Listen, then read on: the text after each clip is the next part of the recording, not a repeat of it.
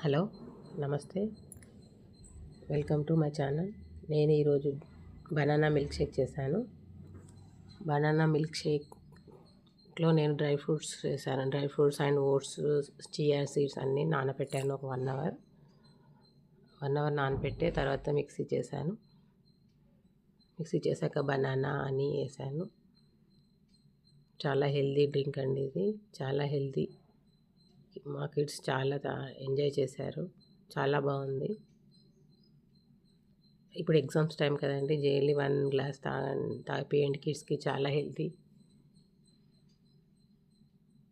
Okay, thank you, bye.